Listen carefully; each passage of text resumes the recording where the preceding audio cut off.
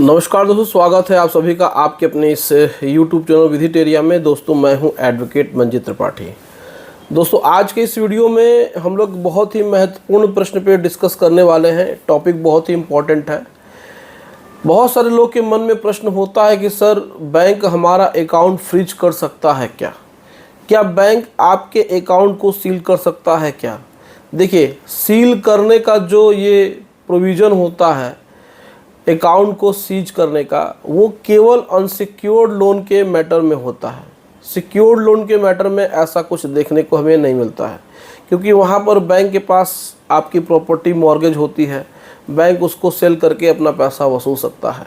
लेकिन unsecured loan के मामले में बैंकों के पास बहुत ही लिमिटेड साधन होते हैं, इसीलिए वो आपके ऊपर FIR कराने की धमकी देता है, 406 420 की कार्रवाई करता है, या फिर आपके ऊपर आर्बिट्रेशन कराता है, या फिर चेक लिया है तो चेक बाउंस, या फिर ECS एक्टिवेट है तो ECS बाउंस का केस। तो इन तमाम हथकंडों को वो अपनाता है। बैंक अपनी पूरी कोशिश करता है कि आपको मेंटली रूप से टॉर्चर करके, परेशान करके जो भी उसका लोन है उसकी मैक्सिमम यानी कि अधिकतम वह रिकवरी कर सके। तो बहुत सारे लोग के मन में एक प्रश्न ये भी आता है कि कितना टाइम लगता है कि बैंक हमारे अकाउंट को फ्रीज कर देता है। तो कितने समय के बाद बैंक अकाउंट को फ्रीज कर सकता है, ये भी है। देखिए, फ्रीज तो होता है, लेकिन वो कितना समय लगता है इसको भी ध्यान देना ज़रूरी है। देखिए, कभी कभी क्या होता है कि बैंक जैसे ही आपके ऊपर लीगल एक्शन लेना शुरू कर देता है, तो बहुत सारे लोग हैं कि इसमें अपना वो डिफ़ॉल्ट किए हुए पैसे को पे करके या तो अकाउंट को रेगुलर कर लेते हैं, या पूरा पैसा पे करके अकाउंट को क्लोज कर लेते हैं, या सेटलमेंट कर लेते हैं। कुछ लोग उस मुकदमे को कुछ दिन लड़ते हैं और उसमें कॉम्प्रोमाइज़ कर लेते हैं। लेकिन कभी कभी कुछ ऐसे भी लोग होते हैं कि जिन्होंने पता ही बदल दिया, जिन्होंने नंबर ही बदल दिया, और जिन्होंने कोई भी नोटिस रिसीव नहीं की। कोर्ट में केस चल रहा है, बावजूद इसके वो अपीयर भी नहीं हो रहे हैं।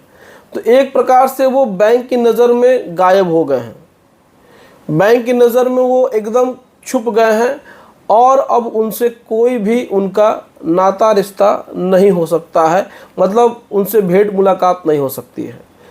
तो जब बैंक देखता है कि कोर्ट में केस होने के बावजूद भी वो बंदा हाजिर नहीं हो रहा है, नोटिसें उसके पास जा रही हैं जिसका जवाब वो नहीं दे रहा है, ईमेल जा रहे हैं, कॉल्स जा रही हैं, यानी कि बंदा बैंक की नज़र में एकदम एस्केप कर गया है, छुप गया है, जो भी मान लिया जाए कि उससे कहीं भी मुलाकात नहीं हो रही है।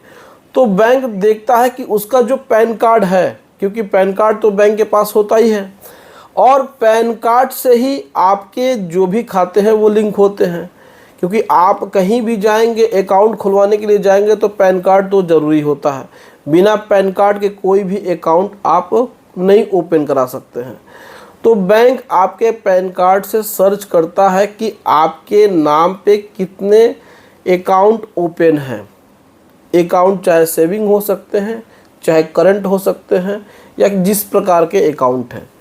अगर वो देखता है कि उन अकाउंट में ट्रांजैक्शन हो रहे हैं, पैसे पड़े हुए हैं, भले ही वो किसी दूसरे बैंक के अकाउंट्स हैं, तो बैंक अपने इंटरनल पावर का इस्तेमाल करके आपके उन खातों को फ्रीज कर सकता है। अब यहाँ पर बात की जाती है टाइम की कि कितने समय बाद। तो देखिए, ये एक कानूनी प्रक्रिया के अलावा प्रक्रिया है, तो इसमें किसी प्रकार से कोई समय निर्धारित नहीं है। देखिए, पहले तो बैंक कोशिश करता है कि आपको परेशान करके जल्द से जल्द पैसे की रिकवरी कर ली जाए। तो जैसा मैंने बताया कि जैसे ही आपके ऊपर बैंक लीगल एक्शन लेने लगते हैं, तो बहुत सारे लोग इसमें कहते हैं कि यार इतना टेंशन वाली बात है, इसको पे करके ख़त्म किया जाए।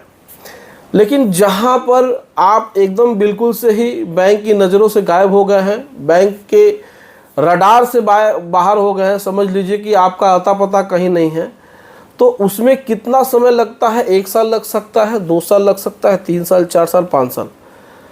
तो बैंक आपके खाते को सीज कर देता है।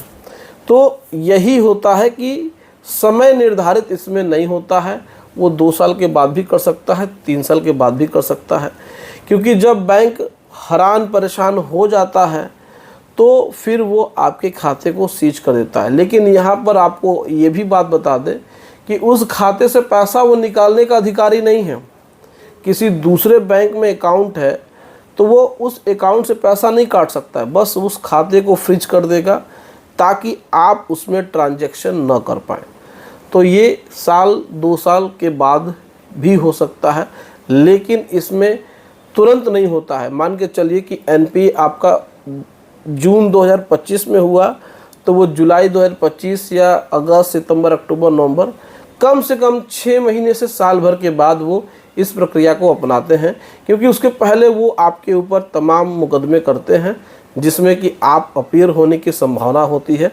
लेकिन अब आप उसमें अपीयर भी नहीं होते हैं तो फिर वो 1 से 1.5 से 2 साल के बाद अकाउंट को फ्रीज करते हैं या कर सकते हैं। तो ये है आपके प्रश्न का उत्तर। अगर आपके साथ भी ऐसी समस्या है तो अकाउंट फ्रीज होने का नौबत ना आने दीजिए।